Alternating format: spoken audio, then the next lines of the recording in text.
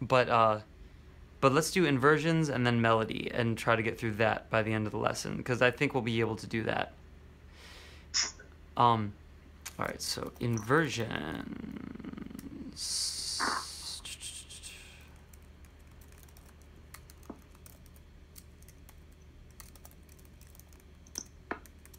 Triads. We're starting with triads, okay? You have your C major scale, or C major triad. Let me fix this a little bit, sorry. Okay, C major triad is there. Okay? Now, if you play, let's hold that down and play your octave above C major triad. Now you have two stacked triads, right? Right. Now, if you look at those two stacked triads and you pick three consecutive notes in any place, then you will get the three possible inversions. So you pick the first three notes, 1, 3, 5, down there. That's your first. That's just your root. I'm terrible with vocabulary. I don't there's like, I think this is just the regular triad. Then your first inversion, I believe, and I'm sure all the YouTube people will correct me if I'm wrong, is if you skip that first note and do the next three notes. So now you have these. It's starting on your 3, and then you have your 5 and your 1. It doesn't change the chord tones. Oh, chord tones stay the same. Same exact chord tones. Now you have your second inversion, I think. Again, everybody will correct me if I'm wrong, which is the next 3. If you start on the 5 and then do the 1 and the 3.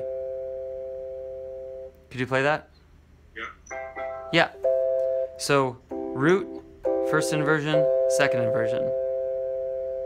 And then you're back to your root after that. If it's only 3 notes, then you only have 3 options for inversions. Gotcha. Hold on, let me make a quick note. Just making a quick note. Cool.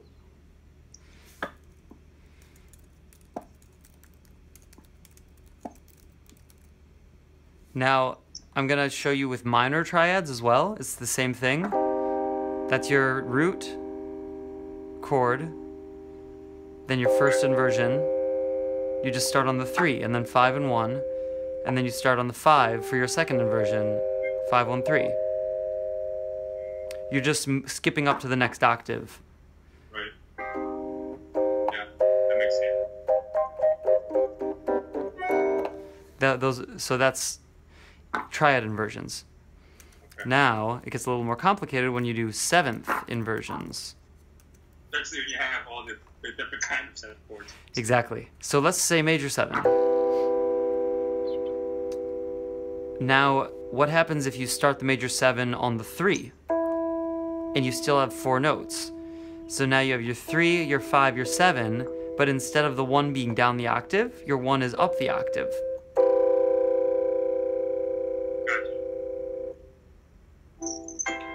Yep.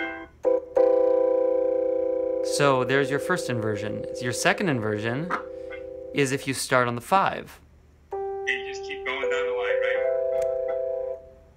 Yep. Third inversion, starting on the 7. It could also be down here. It's a nice crunchy tone because you have a minor second on the bottom of it. Does that make sense? So let's now go to dominant. This is your dominant 7 chord.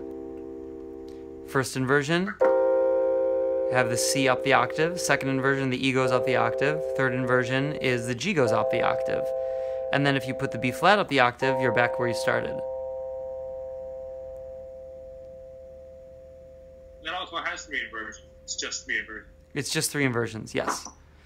When you have the 7 chords, if it's just a 7 chord, it has 3 possible inversions. A triad has 2 possible inversions.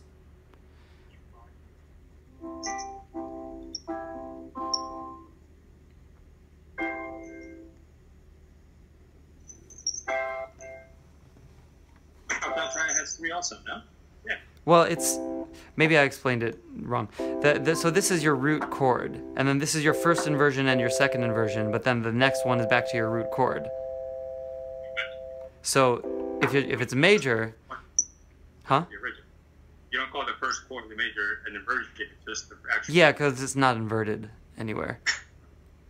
So then your minor, you got your minor 7 chord, first inversion, second inversion, third inversion, and you're back to 1. Yep.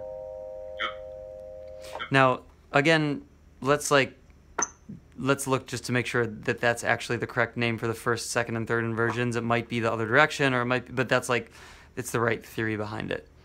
Those are the different inversions of a minor 7 chord. Whether one's called first, second, or third, I'm not 100% sure, but we can look it up. So yeah, that's inversions. Does that make sense? Yeah, it does. Cool. So is there a way, is that spelled out in some way in sheet music or not really? Probably. Because when I was taking, 2 days ago, I was looking at that Cantaloupe Island by Herbie Hancock, and I was looking at the sheet music.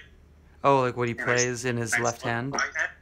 Yeah, and I saw the triad, and the way I was playing it didn't sound right. The only way I can get it to sound right is by listening to the song and saying, well, that's not right. It's got to be this way then. Interesting. I mean, sometimes they're not correct when they write sheet music for that stuff. Yeah. But I mean, Herbie uses, and everybody uses inversions, because if you're playing, if I were playing a solo over F minor 7, I wouldn't just be playing this in my left hand. I wouldn't just be playing this F minor 7 chord.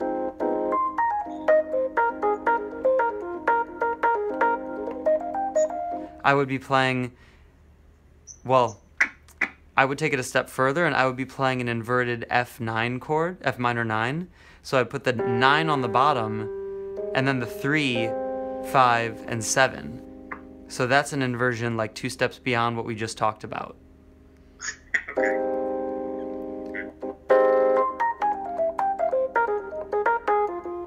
And it sounds less basic. It sounds more interesting.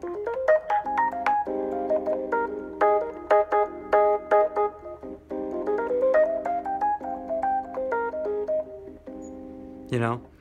Or that inversion, which is just starting on the 3, and then you have your 5, 7, and 9. So that's the first inversion of a minor 9 chord, letting go of the 1, so you don't even have the 1 in there. But for now, just stick with sevenths, because that's you know. Yeah, but I know what you're saying. Okay, do you want to move on into a little bit of Autumn Leaves? Yeah, let's do it. Okay. So first, before we do that, let's go back to the practice schedule. So we said, and again, just so I know I'm not haphazardly going through stuff. Yes. We have the 7s that we spoke about, going around a circle of 6, 10 minutes for each type. Obviously, go through my scales again. And then, I feel like I still want to keep doing modes every day also. Yes, well, the modes are scales. The modes and